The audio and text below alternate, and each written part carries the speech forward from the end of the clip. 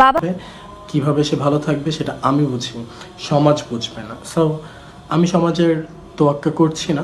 সম্মানিত দর্শক মণ্ডলী, সম্প্রতি সময়ে একটি বিষয় তোলপাড় সৃষ্টি করেছে যে মায়ের জন্য পাত্র খুঁজছে তার সন্তান, অর্থাৎ দুই সন্তান পাত্র চেয়ে বিজ্ঞাপন দিয়েছে তার মাকে বিবাহ দিবে।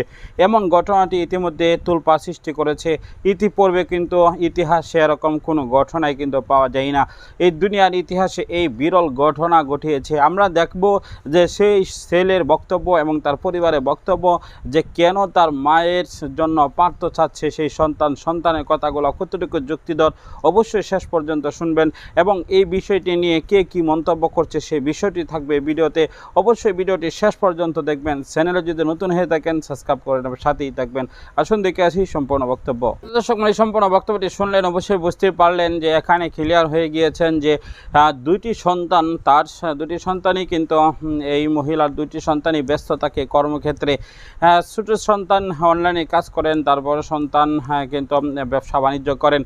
এই দুইজনেই কিন্তু ঘর থেকে বাহিরে থাকেন বেশিরভাগ সময়, শুধু রাত্রিবেলা ঘুমাতে আসেন। সেই সময়টা বাদে তার মায়ের সাথে সেরকমভাবে কথা হয় না, তার মার সাথে সময় দেওয়া হয় না। কিন্তু তার মা একাকিত্ব বোধ করে এবং তার মা এই মুহূর্তে, তার মার বয়স হলো 42 বছর। এই 42 বছর বয়সের মধ্যে তার মা একাকিত্ব বোধ করার কারণে এই বিষয়টা যখন তার সন্তানরা বুঝতে পারে, তখন তার সন্তানরা কিন্তু ইতিমধ্যে তার জন্য পাত্রের বিজ্ঞাপন দেয়।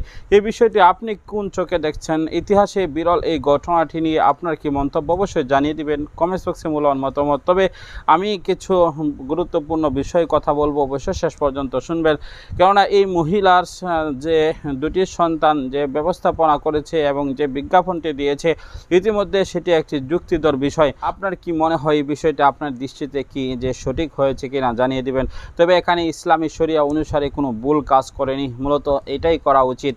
বর্তমান সময়ে দেখা যাচ্ছে সন্তানরা যেমনিভাবে পিতামাতার খোঁজ রাখে না এবং পিতামাতাও কিন্তু সন্তানের খোঁজ রাখে না। এই মুহূর্তের মধ্যে